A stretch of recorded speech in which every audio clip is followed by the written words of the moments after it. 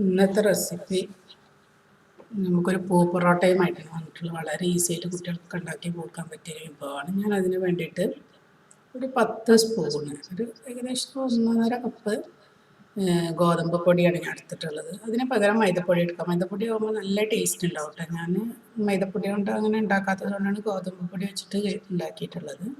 രണ്ടും നമുക്ക് യൂസ് ചെയ്യാം. മൈദപ്പൊടിയാണെങ്കിൽ നല്ല ടേസ്റ്റ് തന്നെയാണ്, നമുക്ക് ശരിക്കും പൊറോട്ടൻ്റെ ടേസ്റ്റൊക്കെ വരുന്നതാണ്. അപ്പം ഞാൻ അതിലേക്ക് ആവശ്യത്തിനുള്ള പൊടി എടുത്തിട്ട് അതിലേക്ക് ഞാനൊരു മുട്ടയാണ് ഉടച്ചൊഴിക്കുന്നത്.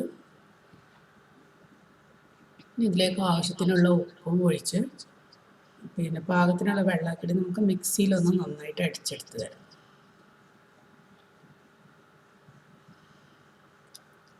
അപ്പം ഞാനതെല്ലാം മിക്സിയിൽ അടിച്ചെടുത്ത് വന്നിട്ടുണ്ട്.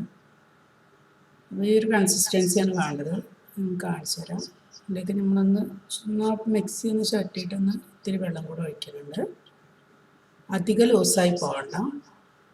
അധികം ലൂസായാൽ നമുക്ക് ഒഴിക്കുന്ന സമയത്തൊരു ബുദ്ധിമുട്ടായിരിക്കും. ഇതിലേക്ക് ഞാൻ കുറച്ച് ചില്ലി ഫ്ലേക്സ് ഇട്ടെടുത്തിട്ടുണ്ട്. ഇത് ഓപ്ഷണലാണ് കേട്ടോ. ഞാനൊരു ചെറിയൊരു എരിവ് കിട്ടാൻ വേണ്ടി ഇട്ടെടുത്തതാണ്.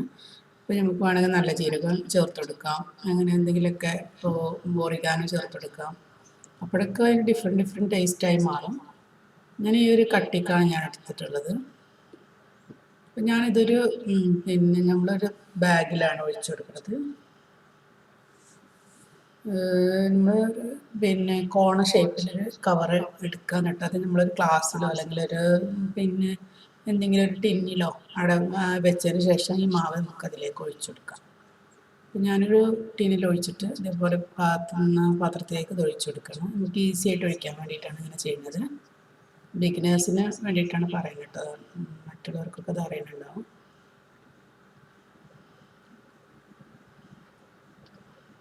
അപ്പോൾ ഏകദേശം നല്ല ലൂസും ആവണ്ട, നല്ല കട്ടി ആവണ്ട.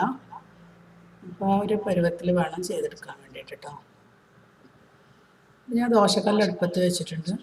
ഇപ്പോൾ അത് വെച്ചിട്ട് ഇങ്ങനെ നമുക്ക് ചുറ്റി പിടിച്ചെടുക്കാം. നമുക്ക് ഇഷ്ടമുള്ള ഷേപ്പിൽ ഇഷ്ടമുള്ള ഫ്ലവർ മോഡലാക്കിയിട്ട് നമുക്ക് വരച്ചെടുക്കാം.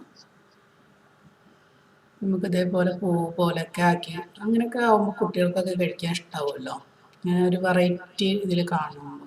അപ്പോൾ ഇതേപോലെ ചെയ്തിട്ട് നമുക്ക് ഇങ്ങനത്തെ ദോശക്കല്ലിലൊക്കെ ആകുമ്പോൾ നല്ല ടേസ്റ്റാണ്. ഈ കല്ലിൽ ചുടുമ്പോൾ തന്നെ ഒരു പ്രത്യേക ഒരു ടേസ്റ്റാണല്ലോ, നല്ല പൊരിഞ്ഞ് വരുമല്ലോ. അപ്പോൾ അത് നമുക്ക് അതുപോലെ ഞാൻ 2 ചട്ടി വെച്ച് ചെയ്യുന്നുണ്ട്. ഫ്രൈ പാനിലും ചെയ്യുന്നുണ്ട്, ദോശച്ചട്ടിയിലും ചെയ്യുന്നുണ്ട്. അതുകൊണ്ടാണ് 2 ചട്ടി കണ്ടത്. അപ്പോൾ എൻ്റെ ക്യാമറ ഒന്ന് ചെരിഞ്ഞ് പോയി, അതുകൊണ്ടാണ് അങ്ങനെ ശരിക്കും ക്ലിയറായിട്ട് കാണാൻ പറ്റാത്തത് കേട്ടോ. അപ്പോൾ ഇങ്ങനെ ഞാനത് നന്നായിട്ടൊന്ന് ഒരു ഭാഗം മുരിഞ്ഞതിന് ശേഷം നമുക്കതൊന്ന് മറിച്ചിട്ടിട്ട് വേവിച്ചെടുക്കാം. അപ്പോൾ അധികം കട്ടിയൊന്നും ഉണ്ടാവില്ല, ഒരു പാകത്തിനുള്ള കട്ടി തന്നെ ഉണ്ടാവുള്ളൂ. അപ്പോൾ നല്ല ടേസ്റ്റാണ് ഇത് കഴിക്കാൻ. നമുക്ക് കറിയൊന്നും വേണമെന്നൊന്നുമില്ല, ഇതങ്ങനെ തന്നെ കഴിക്കാം. അല്ലെങ്കിൽ നമുക്ക് മല്ലിച്ചപ്പ് ഉപയോഗിച്ചിട്ട് ചട്നി പോലെ ഉണ്ടാക്കിയാലും കഴിക്കാമല്ലോ. ചിക്കൻ കറിയൊക്കെ ഉണ്ടെങ്കിൽ അങ്ങനെയും കഴിക്കാം. നമുക്ക് വൈകുന്നേരം കുട്ടികൾ വരുന്ന സമയത്തൊക്കെ പെട്ടെന്ന് കുട്ടികൾക്ക് വിശക്കുന്ന സമയത്തൊക്കെ ഉണ്ടാക്കി കൊടുക്കാൻ പറ്റിയ നല്ലൊരു ഐറ്റം തന്നെയാണ്. അപ്പോൾ ഇതുവരെ ചെയ്ത് നോക്കാത്തവരൊക്കെ ഉണ്ടെങ്കിൽ ഒന്ന് ട്രൈ ചെയ്ത് നോക്കാം. അപ്പോൾ ഇതേപോലെ നമ്മൾ ബാക്കിയുള്ള മാവെല്ലാം ഇതേപോലെ പല മോഡലുകളിലായിട്ട് നമുക്ക് ഉണ്ടാക്കിയെടുക്കാം കേട്ടോ. നമ്മൾ ഒരേ മോഡൽ തന്നെ ഒരേ പൂ തന്നെ ഉണ്ടാക്കണമെന്നൊന്നുമില്ല. ഞാൻ ഏകദേശം എല്ലാം ഒരു പൂ പോലെ തന്നെയാണ് ആക്കിയിട്ടുള്ളത്.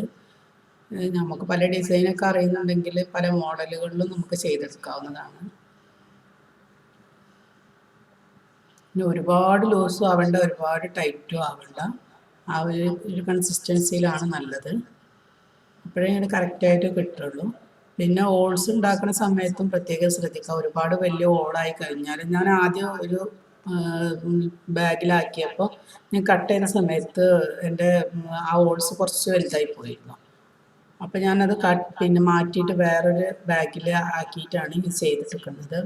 അപ്പോൾ അതൊക്കെ പ്രത്യേകം ശ്രദ്ധിക്കുക. ഒരുപാട് വലിയ ഓൾസൊന്നും ആക്കിയെടുക്കണ്ട, ചെറിയ ഓൾസ് ഇട്ടിട്ട് അത് നമുക്ക് വരാൻ ബുദ്ധിമുട്ടുണ്ടെന്നുണ്ടെങ്കിൽ മാത്രം അതിൻ്റെ കുറച്ചും കൂടെ ഒന്ന് കട്ട് ചെയ്ത് കൊടുത്താൽ മതി. അപ്പോൾ ഇതേപോലെ നമ്മൾ എല്ലാം ചുട്ടെടുക്കുക.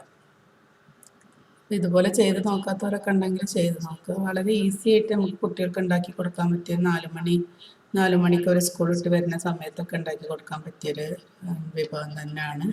കുട്ടികൾക്ക് എന്തായാലും ഇഷ്ടപ്പെടാതിരിക്കില്ല. കാരണം ഒരു പൂ പോലെയൊക്കെ കാണുമ്പോൾ ഒരു വെറൈറ്റി ഉണ്ട്. പിന്നെ മുട്ടയൊക്കെ ചേർത്തുകൊണ്ട് തന്നെ അതിൻ്റേതായ ഒരു ടേസ്റ്റും കാര്യങ്ങളും അതുകൊണ്ട് നമുക്ക് കഴിക്കാനും ടേസ്റ്റ് ഉണ്ട്.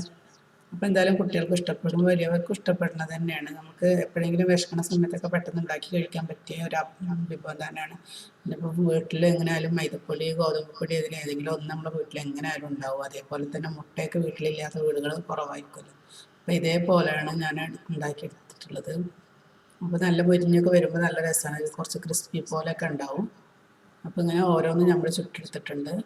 നല്ല അടിപൊളിയായി വന്നിട്ടുണ്ട്. ഇതേപോലെ ട്രൈ ചെയ്ത് നോക്കാം കേട്ടോ.